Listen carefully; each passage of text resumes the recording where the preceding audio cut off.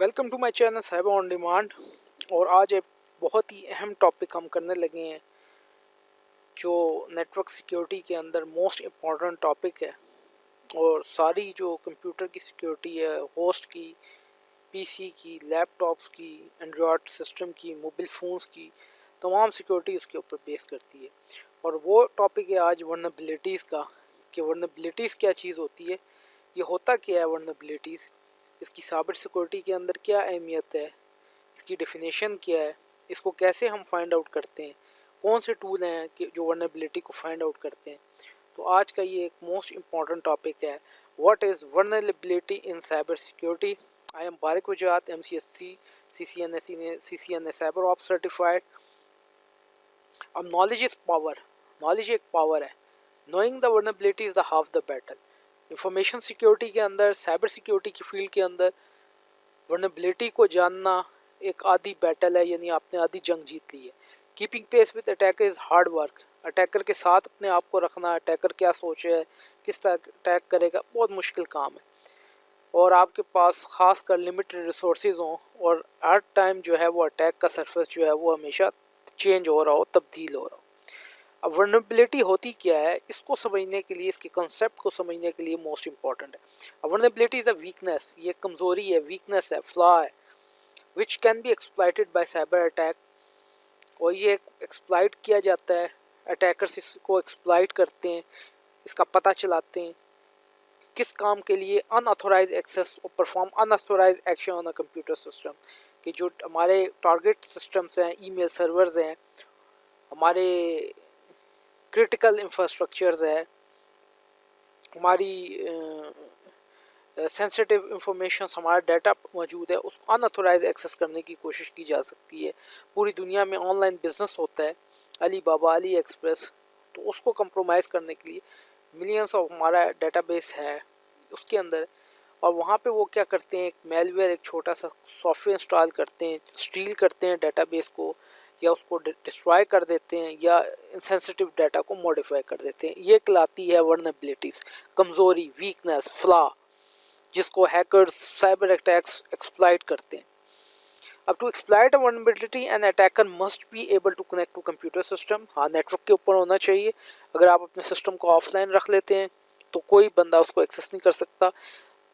और नेटवर्किंग एक इम्पॉर्टेंट चीज़ है इंफॉर्मेशन शेयरिंग के लिए, और उसके अंदर हम बहुत सारी वर्नेबिलिटीज़ को फाइंड आउट कर सकते हैं, जिसमें से वेब की वर्नेबिलिटीज़, अगर हमारी वेबसाइट है, वेब रिसोर्सेज हैं, उसमें एसक्यूएल इंजेक्शन है, बफर ओवरफ्लो है, क्रॉस साइट स्क्रिप्टिंग है, और ओपन सोर्स एक्सप्लॉइट किट है जो वर्नेबिलिटीज़ को तलाश करती हैं वेब एप्लीकेशंस के ज़रिए। अब एक बहुत बड़ी ऑर्गेनाइजेशन है, national institute of standards and technology, वो इसको वर्नेबिलिटी को ऐसे डिफाइन करती है कि weakness in information systems security procedure, कि आपका जो इंफॉर्मेशन सिस्टम है उसका सिक्योरिटी प्रोसीजर, उसकी वीकनेस, कमज़ोरी, इंटरनल कंट्रोल में कमज़ोरी, इम्प्लीमेंटेशन आपने सही नहीं की, प्रॉपर इम्प्लीमेंट नहीं किया, जिसको बाहर का एक अटैकर एक्सप्लॉइट करता है और आपके लिए एक थ्रेट बन जाता है। एक और ऑर्गेनाइजेशन ISO 27005, वो वर्नेबिलिटी को ऐसे डिफाइन करती है, वीकनेस ऑफ एन एसेट, आपका जो IT का इंफ्रास्ट्रक्चर का एसेट है, सर्वर्स हैं, कैमराज हैं, IP बेस्ड कैमराज हैं, स्काडा सिस्टम्स हैं, और बहुत सारी जितना भी आपका एसेट है वो एक्सप्लॉइट करता है साइबर थ्रेट में। और जो इंतहाई ऑर्गेनाइजेशंस के लिए डाटा इंपॉर्टेंट होता है बिज़नेस ऑपरेशन के लिए, कंटिन्यूटी के लिए, जैसे HP है, ईबे है, और बहुत सारी साइट्स हैं, अली बाबा है, जो अपने बिजनेस कर रही हैं, अपने क्रिटिकल इंफॉर्मेशन ऑनलाइन, वो उसको एक्सपोज होता है। एक और ऑर्गेनाइजेशंस IETF RFC 4949, वो वल्नरेबिलिटी को ऐसे डिफाइन करती है कि एक फ्लॉ है, एक वीकनेस है सिस्टम डिज़ाइन के अंदर, उसकी इम्प्लीमेंटेशंस के अंदर, ऑपरेशन के अंदर, मैनेजमेंट में, जो कोई भी हैकर्स और उसको एक्सप्लॉइट करता है सिक्योरिटी पॉलिसीज़ को। ENISA एक और ऑर्गेनाइजेशन है, वो वर्नेबिलिटी को ऐसे डिफाइन करती है कि जितनी आपका इंफ्रास्ट्रक्चर लगा हुआ है उसके अंदर वीकनेस, उसके डिज़ाइन में, उसके इम्प्लीमेंटेशंस में कोई एरर आ गया, कोई अनडिज़ायरेबल इवेंट है जो कंप्रोमाइज़ हो जाता है आपकी सिक्योरिटी, आपकी नेटवर्क, उसके ऊपर चलने वाली एप्लीकेशंस, और बहुत सारे प्रोटोकॉल्स जो कुछ उसमें इन्वॉल्व है। ISAC एक और ऑर्गेनाइजेशन है, वो वर्नेबिलिटी को ऐसे डिफाइन करती है: a weakness in design, implementation, operation और इंटरनल कंट्रोल। अब व्हाट इज डिफरेंस, क्या डिफरेंस है, क्या फ़र्क है बिटवीन वर्नेबिलिटी और रिस्क के अंदर? वर्नेबिलिटी और रिस्क के अंदर क्या चीज़ का डिफरेंस है? Cyber security risk are commonly classified as vulnerability. जितने भी आपके साइबर सिक्योरिटी के साथ रिस्क होते हैं वो वर्नेबिलिटी ही क्लासीफाई होते हैं। However vulnerability and risk are not same thing which can lead to confusion. ये एक चीज़ें नहीं है वर्नेबिलिटी या रिस्क, और ये हमारे अंदर कन्फ्यूजन पैदा करती है। रिस्क क्या होता है? ख़तरा जिसको हम कहते हैं, ये एक प्रोबेबिलिटी है कितना impact of vulnerability being exploited, कि वर्नेबिलिटी किस तरह से एक्सप्लॉइट होगी। If the impact and probability of vulnerability being exploit is low then there is a low risk. अगर तो हमारा सिस्टम बहुत ज़्यादा सिक्योर है, हमने बहुत ज़्यादा अप टू डेट रखे हुए अपने सर्वर्स, अपना इंफ्रास्ट्रक्चर, तो हम कह सकते हैं कि हमारे अंदर उसके अंदर वर्नेबिलिटी तलाश करना वो बहुत लो है। या किसी ने अपने सर्वर्स का सॉफ्टवेयर ऑपरेटिंग सिस्टम डिज़ाइन कर रहा है, कोई लिनक्स ऑपरेटिंग सिस्टम डिज़ाइन कर रहा है, कोई डिफरेंट फ्लेवर्स है मैक ऑपरेटिंग सिस्टम से, वो कहते हैं हमने इस तरीके से अच्छे तरीके से डिज़ाइन किया है कि इसके अंदर से कोई वर्नेबिलिटी तलाश ही नहीं कर सकता, एक्सप्लॉइट बहुत कम है, इसलिए हम कह सकते हैं कि हमारे सिस्टम हैक होने का रिस्क बहुत लो है। और अगर उस सर्वर्स ऑपरेटिंग सिस्टम हमने अपडेट नहीं की है प्रॉपर तरीके से, अपना हार्डवेयर सॉफ्टवेयर इंफ्रास्ट्रक्चर अपडेट नहीं किया, तो हम कह सकते हैं कि हमारी जो प्रोबेबिलिटी है वर्नेबिलिटी की एक्सप्लॉइट होने की वो बहुत हाई है, और हम एक हाई रिस्क के ऊपर मौजूद है। अब मोस्ट इम्पॉर्टेंट एक वो चीज़ इंफॉर्मेशन सिक्योरिटी के अंदर, साइबर सिक्योरिटी के अंदर होती है zero day exploit. Zero day exploit वो होता है और एक ऐसी वर्नेबिलिटी होती है जिसको कोई भी नहीं जानता और आप उसको तलाश कर लेते हैं या अटैकर उसको तलाश कर लेता है ताकि किसी तरीके से अनऑथोराइज एक्सेस किया जा सके डाटा वेयर हाउस को, कंप्यूटर और नेटवर्क में।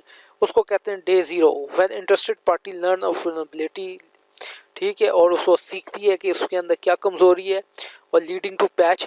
पैच किसको कहते हैं कि कोई भी वर्नेबिलिटी अगर फाइंड आउट हो तो उसको ठीक कर दिया जाए, उसको पैच कहते हैं। वो सॉफ्टवेयर वाला हार्डवेयर मैन्युफैक्चरर्स, सॉफ्टवेयर मैन्युफैक्चरर्स उसके patch time to time release करते हैं ताकि कोई बंदा उनको एक्सप्लॉइट ना कर सके और सिस्टम हैक ना हो सके। अब वर्नेबिलिटी किस वजह से होती है? बहुत सारी उसकी वजह हैं, बहुत सारी कॉजेज़ हैं, जिसमें नंबर 1 कम्प्लेक्सिटी है। Complex system increase the probability of flaw, misconfiguration और अनइंटेंडेड एक्सेस। एक बहुत बड़ा इंफ्रास्ट्रक्चर मैंने डिप्लॉय किया हुआ है, बहुत बड़ा डाटा सेंटर्स है, क्लाउड कंप्यूटिंग चल रही है, बहुत सारे इंफ्रास्ट्रक्चर चल रहे हैं, आईपी बेस्ड कैमरास अटैच है और डाटाबेस पे सर्वर्स चल रहे हैं, तो कम्प्लेक्स है, कहीं भूल चूक हो जाती है इम्प्लीमेंटेशंस में, हार्डवेयर में, सॉफ्टवेयर के अंदर। इसी तरह कॉमन कोड के अंदर कुछ डेवलपर सही कोडिंग नहीं करता, ख्याल नहीं करता, सॉफ्टवेयर के अंदर, ऑपरेटिंग सिस्टम के अंदर जिसके ऊपर एप्लीकेशन चल रही है उसके अंदर कोई फ्लॉ रह जाता है, एप्लीकेशंस में कोई फ्लॉ रह जाता है, ठीक है, और कोई चीज़ रह जाती है, उसको वर्नेबिलिटीज़ कहते हैं और उसके बारे में जाना जाता है। कनेक्टिविटी, अब क्योंकि अब नेटवर्क के साथ कनेक्टिविटी है, नेटवर्क के साथ हमारा काम होता है, तो जितनी ज़्यादा नेटवर्क के साथ डिवाइसें कनेक्ट होंगी उतनी ज़्यादा वर्नेबिलिटी इंक्रीज़ हो जाएगी। पुअर पासवर्ड मैनेजमेंट, हमने यूज़र्स के पासवर्ड को प्रॉपर तरीके से मैनेज नहीं किया, उनको हमने सिक्योर नहीं किया, उनको इंक्रिप्ट नहीं किया है, उसकी वजह से लोग हैकर्स अटैकर उस पर ब्रूट फोर्स अटैक करते हैं और वहाँ से पासवर्ड फाइंड आउट करते हैं, और पासवर्ड जब उनको मिल जाता है तो वो अनऑथोराइज सिस्टम को एक्सेस करते हैं। अच्छा, आगे क्या? Operating system flaw. Like any software operating system have floss. Operating system में मिलियन लाइन्स ऑफ का कोड होता है। विंडो का मशहूर ऑपरेटिंग सिस्टम है, लाइनक्स भी है, और मैक ऑपरेटिंग सिस्टम्स है एप्पल का, इनके अंदर मिलियंस ऑफ लाइन्स के कोड्स हैं, इनमें फ्लॉ आ सकता है। बहुत सारी सर्विसेज चल रही होती हैं, एप्लीकेशंस चल रही होती हैं, उनमें फ्लॉ आ सकता है, और जिसको अटैकर्स और वर्नेबिलिटी फाइंड आउट करने के लिए उसका टेक एडवांटेज लेते हैं और अनऑथोराइज एक्सेस करते हैं। Internet usage, internet is full of spyware, adware can be install automatically on computers. हम आए रोज़ कितनी मिलियंस ऑफ वेबसाइट में, बहुत सारी वेबसाइट्स के ऊपर विजिट करते हैं, वहाँ से कभी कोई चीज़ डाउनलोड कर रहे हैं, कोई कर रहे हैं, और हमें पता नहीं चलता, हम स्पाईवेयर, एडवेयर और बहुत सारे मेलवेयर डाउनलोड कर लेते हैं, जिसकी वजह से हमारा सिस्टम कंप्रोमाइज़ हो जाता है। Software bugs, programmer can accidentally या deliberately leave an exploitable bug in software. Programmer जो है वो हादसाती तौर पे या जानबूझ के उसके अंदर कोई बग छोड़ देता है सॉफ्टवेयर में, जिसको अटैकर एक्सप्लॉइट कर लेते हैं।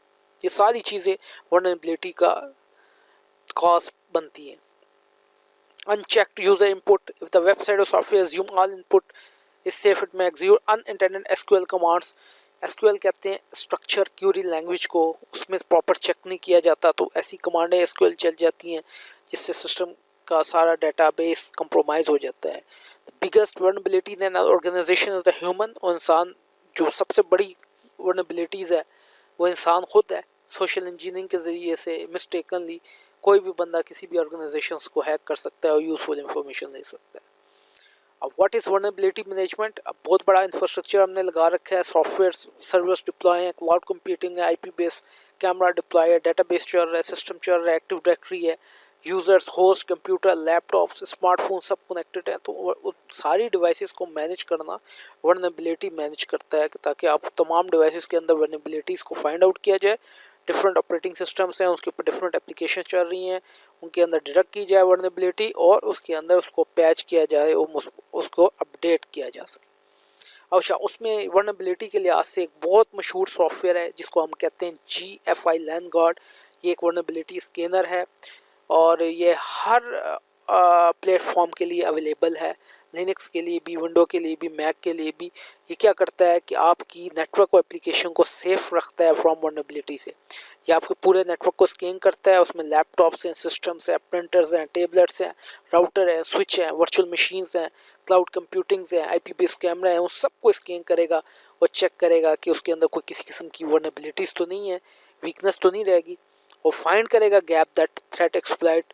आपके पूरे नेटवर्क को स्कैन करेगा, जहाँ भी मिसिंग पैचेस होंगे, मैं फिर बताता चलूँ, पैच उसको कहते हैं कि अगर कोई वीकनेस आ जाए, वर्नेबिलिटी आ जाए, तो जो मैन्युफैक्चरर्स होता है या जो ऑपरेटिंग सिस्टम बनाने वाला होता है, हार्डवेयर वाला होता है, तो उसका वो रेमेडी देता है, उसके अंदर उसको दुरुस्त कर देता है उस फ्ला को, उस एक्सप्लॉइट को, तो उसको पैचेस कहते हैं। और ओवर 5000 रिलीज एवरी ईयर में भी फ्ला non identify non-patch vulnerabilities, 60,000 plus knowing issue as well as item like open ports, कोई पोर्ट्स तो नहीं ओपन रहेगी, शेयर डायरेक्टरी कोई सर्विस तो नहीं रहेगी। ये सारी GFI लैंडगार्ड एक बहुत अच्छा सॉफ्टवेयर है जो उसको मैनेज करता है। Patch the hole that make you vulnerable, automatically deploy patches centrally और बाय डिप्लॉइंग एजेंट्स, एजेंट के थ्रू और अपने सिस्टम के थ्रू आप और तमाम जो भी अपडेट लेंगे मैन्युफैक्चर से उसको ऑलरेडी डिप्लॉय कर देगा। और just security patches, many patches fix bugs to help application run better, और इससे जो आपका रिस्क है, जो अभी मैं थोड़ी देर पहले कह चुका हूँ कि हैक होने का, अनऑथोराइज एक्सेस का, वो कम से कम हो जाएगा। इसके अलावा GFI लैंडगार्ड रिपोर्ट जनरेट करता है अकॉर्डिंग टू कंप्लायंस। कंप्लायंस कहते हैं इंटरनेशनल बहुत सारे स्टैंडर्ड्स हैं जिनमें PCI है, DSS है, HIPAA है, SOX है, GLB है, PSN है, COCO रेगुलेशंस है। इनके मुताबिक according to compliance report generate करता है। आपका बिजनेस सेफ है, ऑनलाइन बिजनेस कंडक्ट हो रहा है, ऑनलाइन चल रहा है निज़ाम। और जिस तरह आजकल कोविड-19 है, सारे लोग यूनिवर्सिटीज़ में, स्कूल्स वाले ऑनलाइन टीचिंग कर रहे हैं, तो उसके लिहाज से बेस्ट तरीके से ये उसको रिपोर्ट जनरेट करता है, ऑडिट करता है इंटरनेशनल स्टैंडर्ड्स के मुताबिक। अच्छा, इसके फीचर्स क्या क्या हैं? GFI लैंडगार्ड के पैच मैनेजमेंट कर रहा होता है बहुत सारे ऑपरेटिंग सिस्टम के अंदर, जिसमें लिनक्स है, विंडो है, मैक है और बहुत सारे ऑपरेटिंग सिस्टम है, सन सोलारिस है। Patch management for multiple web browsers कर रहा होता है, वेब बेस्ड रिपोर्टिंग कर रहा होता है, थर्ड पार्टी के साथ सिक्योरिटी ऐप्स कर रहा होता है, लेटेस्ट वर्नेबिलिटी और मिसिंग अपडेट को चेक कर रहा होता है, वर्नेबिलिटी और नेटवर्क डिवाइसेस के ऊपर, जो डिवाइसेस नेटवर्क के साथ अटैच है, उनको चेक कर रहा होता है। GFI लैंडगार्ड जानता है कि क्या चीज़ आपके नेटवर्क पे हो रही है, सिक्योरिटी ऑडिट कर रहा होता है, इंटरनेशनल स्टैंडर्ड रेगुलेशन के मुताबिक कंप्लायंस कर रहा होता है, रिपोर्टिंग कर रहा होता है और एजेंट बेस्ड मोड्स में चल रहा होता है। अब दूसरा एक सॉफ्टवेयर वो है नेसियस, नंबर 1 वर्नेबिलिटी स्कैनर है, पूरी इंडस्ट्री में लीड करता है, 58,000 वर्नेबिलिटीज़ को स्कैन करता है at a no cost. Compliant है ये इंटरनेशनल स्टैंडर्ड के मुताबिक, PCI, HIPAA, GLBA, CIC, NIST and more, और हर प्लेटफॉर्म के लिए अवेलेबल है, विंडो, लिनक्स, सिस्को, वेब, हर प्लेटफॉर्म है, हर किस्म की डिवाइसेस को, हर प्रोटोकॉल्स को ये स्कैन करता है और नंबर 1 जा रहा है। अच्छा, नेसियस के 2 वर्जन होते हैं, एक एसेंशियल वर्जन होता है, एक प्रोफेशनल होता है। एसेंशियल आप फ्री ऑफ कॉस्ट कुछ अरसे के लिए 90 दिनों के लिए डाउनलोड कर सकते हैं, जिसमें 16 IP एड्रेस, 16 डिवाइसेस को आप स्कैन करके वर्नेबिलिटी फाइंड कर सकते हैं। इसके अलावा प्रोफेशनल एडिशन है कॉस्टली, यूजुअली $2,000-3,000 के लगभग है पर ईयर, कॉस्टली है लेकिन बहुत एडवांस है, एडवांस डिटेक्शंस है। Nessus deepest broadest vulnerability coverage in industries है, और इसके अंदर तकरीबन 60,000 CVE है। अब CVE से क्या बनता है? कॉमन वर्नेबिलिटी एक्सपोजर, जब भी कोई वनरेबिलिटी आइडेंटिफाई होती है तो उसको एक नंबर दिया जाता है और जिस साल होती है उस साल का नंबर होता है यूनिक। और इसकी कुछ प्लगइन्स हैं वो 1,49,000 प्लगइन्स हैं, इससे ज़्यादा 1,50,000 प्लगइन्स हैं जो तमाम डिवाइसेस को, लिनक्स को, IP बेस्ड कैमरा को, मोबाइल फ़ोन्स को, सर्वर्स को, नेटवर्क डिवाइसेस को, स्विचेस को, राउटर को, सबको स्कैन करते हैं। अच्छा, इसकी रिक्वायरमेंट हार्डवेयर की ये है कि कम से कम 4 CPU होने चाहिए 2 गीगाहर्ट्ज़ कोर के, कम से कम 4 GB रैम होनी चाहिए और ज़्यादा से ज़्यादा 8 GB रैम होनी चाहिए। डिस्क स्पेस तकरीबन 30 GB है, ठीक है। और जो होस्ट ऑपरेटिंग सिस्टम इस्तेमाल ना करे, ठीक है। सी में कम से कम आपके 90, 100, 120 GB होना चाहिए ताकि आप प्लगइन्स रिज़ल्ट अपडेट कर सकें, स्कैन कर सकें और सारे टाइम टू टाइम कर सकें। तो अब हम नेसियस को इंस्टॉलेशन करते हैं, नेसियस की देखते हैं नेसियस कैसे इंस्टॉलेशन है। अब नेसियस को आपने इंस्टॉल करना है तो यहाँ लिखिए नेसियस एसेंशियल डाउनलोड, ठीक है। यहाँ नेसियस तो पहला लिंक आ रहा होगा tenable.com नेसियस फॉर विंडो। अब मैं अपने विंडो के लिए करना चाहता हूँ, आप इसको लिनक्स के लिए भी कर सकते हैं, मैक के लिए भी कर सकते हैं और तमाम चीज़ों के लिए कर सकते हैं। अब यहाँ पे ये आ गया प्रोफेशनल, थोड़े से अरसे के लिए आप प्रोफेशनल डाउनलोड कर सकते हैं। First name, last name, business email, हाँ ये आपकी कंपनी का ईमेल होगा, अपना ज़ाती ईमेल आप इस्तेमाल नहीं कर सकते। और इसकी कॉस्ट है, अगर ये फ्री ऑफ कॉस्ट 7 दिनों के लिए है ट्रायल बेस के ऊपर और आप इसको परचेज़ करना चाहते हैं तो $2,790 पर ईयर है। ये प्रोफेशनल्स हैं, यूज़ कर सकते हैं। नंबर 1 है ये इसमें जा रहा है, लेकिन मैंने यहाँ पे डाउनलोड करना है नेसियस एसेंशियल, जिसमें मुझे बिज़नेस ईमेल देनी ना पड़े, वरना प्रोफेशनल के लिए आपको डाउनलोड करने के लिए बिज़नेस ईमेल देनी पड़ेगी, ठीक है। तो वहाँ पे हम देखते हैं कि लिंक में ये आ गया यहाँ पे, ठीक है। यहाँ इस लिंक के ऊपर tenable.com/product/Nesius यहाँ आ रहा है, ठीक है। तो यहाँ आपको सबसे पहले नेसियस एसेंशियल दे रहा है जो 16 IP स्कैन करेगा। इसको आप अपने IP एड्रेस, ईमेल एड्रेस जैसा होता है हॉटमेल, इस पे कर सकते हैं। नेसियस प्रोफेशनल के लिए आपको बिजनेस ईमेल चाहिए होगा। ये 7 दिन का ट्रायल है, 7 दिन के ट्रायल में आप अनलिमिटेड IP को स्कैन कर सकते हैं। और आगे tenable.io डिप्लॉय अनलिमिटेड स्कैनर्स हैं जो उनके फीचर्स भी ऑलरेडी लिखे हुए हैं। तो हमने सबसे पहले फ्री ऑफ कॉस्ट टेस्ट करने के लिए नेसियस एसेंशियल करना है, ठीक है। तो इस पर मैं लिंक पे क्लिक करता हूँ नेसियस एसेंशियल पे। तो यहाँ पे फर्स्ट नेम, लास्ट नेम और ईमेल एड्रेस करके आप अपनी एक्टिवेशंस करवा सकते हैं और यहाँ पे आपको अपना यूज़र नेम और पासवर्ड बताना पड़ेगा।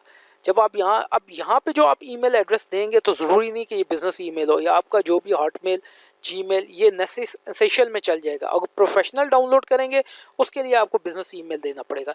ये जो ही आप first name last name email देंगे ये आपको एक लिंक भेज देगा एक्टिवेशन का, उसमें एक्टिवेशन कोड भी मौजूद होगा और सॉफ्टवेयर भी मौजूद होगा। बताया जाएगा कि सॉफ्टवेयर किस प्लेटफॉर्म के लिए करना है, लाइनक्स के लिए करना है, विंडो के लिए करना है।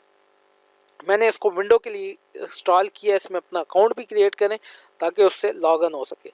अब जब जो ही ये इंस्टॉल हो जाएगा, इसके लिए इंटरनेट की स्पीड भी अच्छी चाहिए और प्लगइन्स भी डाउनलोड करता है, अच्छी खासी स्पेस लेता है कई GB में, क्योंकि काफ़ी प्लगइन्स हैं जो 1000, मैं अभी स्लाइड में भी बता चुका हूँ 1,50,000 कम से कम प्लगइन है। जब ये इंस्टॉल हो जाए तो आप इसको लोकल होस्ट :8834 के ऊपर यहाँ पर अपने इसके अंदर इंटरनेट एक्सप्लोरर के अंदर इसको रन कर सकते हैं नेसियस एसेंशियल। जो ही ये चलेगा लोकल होस्ट 8834 तो नेसियस एसेंशियल लिखा आएगा। यहाँ पे ये यूज़र नेम मांगेगा और पासवर्ड जो आपने अभी फॉर्म के अंदर ईमेल अपना दे के यूज़र नेम और पासवर्ड अपना अकाउंट आप इसके ऊपर क्रिएट करेंगे। मैं क्रिएट कर चुका हूँ, मैं देता हूँ अदनान खान और उसके बाद मैं इस पर अपना पासवर्ड देता हूँ ताकि मैं इसके साथ लॉग इन कर सकूं। आप भी अपना यूज़र नेम और पासवर्ड इस पर क्रिएट कर लें ताकि इसके ऊपर आप लॉग इन कर सकें। Of course high speed internet भी इसके साथ कनेक्ट होना चाहिए।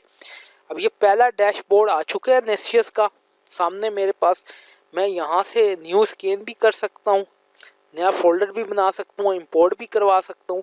सबसे पहले मैं इसकी सेटिंग, जर्नल सेटिंग्स को देखता हूँ कि इसमें सेटिंग्स कौन कौन सी है, ठीक है जी। अब इसका वर्जन जो है नीचे देखिए, नेसियस एसेंशियल का वर्जन है 8.12.1, ठीक है। लाइसेंस मुझे 16 सिस्टम, 16 डिवाइसेस, 16 सर्वर को स्कैन करने का था 2 मैं यूज़ कर चुका हूँ, 14 रिमेनिंग है। लास्ट अपडेट नवंबर 27 को आई, लाइसेंस एक्सपायर होगा मेरा नवंबर 10, 20, 25 को, 5 साल बाद। ठीक है, और प्लगइन सेट हो चुके हैं, इतने ज़्यादा प्लगइन सेट हुए हैं, पॉलिसी टेम्पलेट वर्जन इतना है। एक्टिवेशन कोड, ये वो एक्टिवेशन कोड है कि जब आप नेसियस एसेंशियल की रजिस्ट्रेशन करेंगे तो वो ये एक्टिवेशन कोड आपको भेज देगा और ये इंस्टॉलेशन के दौरान आपको ये एक्टिवेशन कोड देना पड़ेगा। इसके बाद लाइसेंस यूटिलाइजेशन की बात करें, 16 की मुझे इजाज़त थी आईपी एड्रेस को स्कैन करने की। इसमें वेबसाइट स्कैन कर सकता हूँ, होस्ट स्कैन कर सकता हूँ, सर्वर कर सकता हूँ, लैन की स्कैन कर सकता हूँ, इंटरनेट पे किसी की भी स्कैन कर सकता हूँ। ठीक है, हैकर्स या आपने कोई चीज़ हैक करनी हो या किसी की आपको जॉब मिली हो पेन टेस्टर के तौर पे, आपने उसकी पेन टेस्टिंग करनी हो, वर्नेबिलिटी तलाश करनी हो ऑनलाइन, तो दोनों लैन के भी आप कर सकते हैं, अपने इंफ्रास्ट्रक्चर के लिए भी, ऑनलाइन अपनी वेबसाइट की भी कर सकते हैं। सॉफ्टवेयर अपडेट्स है, ठीक है, यहाँ पे मैंने इसको चेक करना है, update all component. Master password भी मैं लगा सकता हूँ, वैसे तो मेरा अकाउंट क्रिएट किया है, आप भी इसके ऊपर अकाउंट क्रिएट कर लें, यूज़र नेम और पासवर्ड के साथ आप इसको सेव कर लें। ठीक है, उसके बाद मैं नीचे आता हूँ इधर एडवांस के अंदर। एडवांस के अंदर यहाँ पे यूज़र इंटरफेस दिया हुआ है, उसके अंदर मुख्तलिफ़ किस्म की नीचे वैल्यूज़ दी हुई हैं, जिस तरह डिसेबल AAP, अलो post scan editing.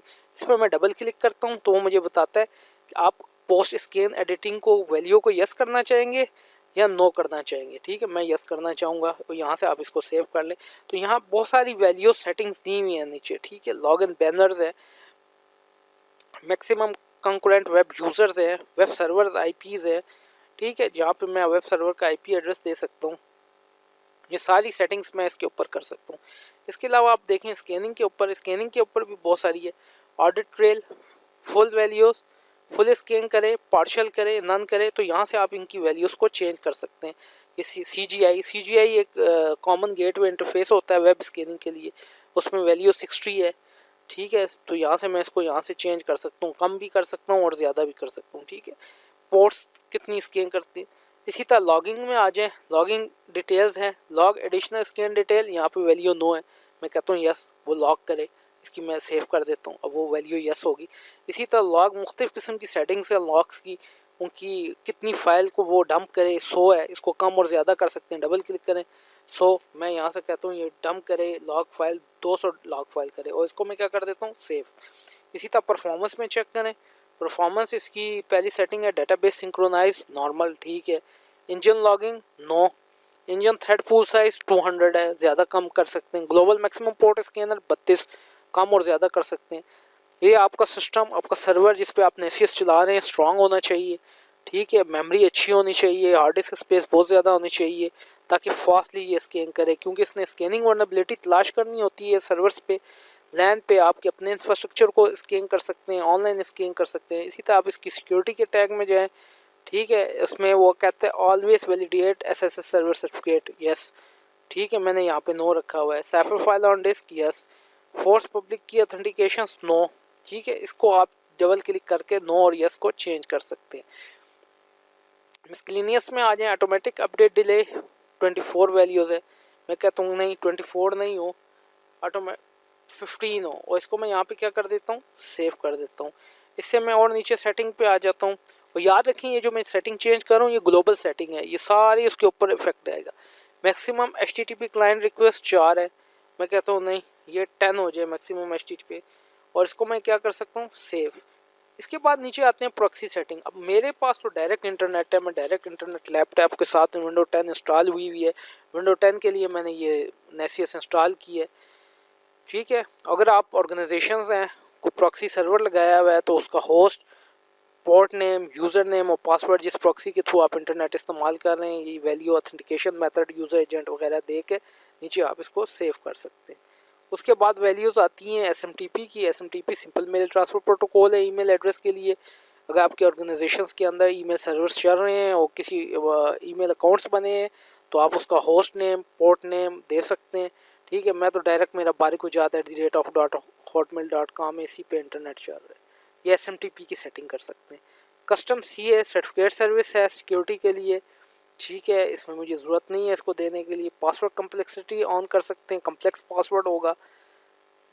Session time out देख सकते हैं, 30 सेकंड है, 30 सेकंड में लैपटॉप पे कोई एक्टिविटी नहीं होगी, इन एस ऑटोमेटिकली लॉग आउट हो जाएगा। इसी तरह मैक्सिमम लॉगिन अटैम्प्ट है, कितने ट्राई कर सकते हैं पासवर्ड की, मिनिमम पासवर्ड की कितनी ट्राई कर सकते हैं, और इसको आप सेव कर सकते हैं यहाँ पे। अब स्कैनर हेल्थ की बात करते हैं जी। नेसियस मेमोरी यूज अभी इस वक्त हो रही है मेरे लैपटॉप पे 181 MB, 4% CPU लोड है, बहुत कम है। होस्ट बीइंग कैन स्कैन, अभी तक कोई होस्ट स्कैन नहीं हुआ। ठीक है, ये तमाम इंफॉर्मेशन डिटेल मुझे यहाँ पे ऑलरेडी मौजूद है। इसी तरह नेटवर्क की मुझे हालत मौजूद है, नेटवर्क की सारी इंफॉर्मेशन बता रहा है कौन कौन से एक्टिव है, कोई अलर्ट्स बता रहा है। ठीक है, यहाँ पे बता रहे हैं एक अलर्ट ही है मेरे पास, फेल्ड RDNS लुकअप। इसी तरह नोटिफिकेशंस को आप सेट कर सकते हैं, और याद रखें ये सारी ग्लोबल सेटिंग्स है, क्लियर है।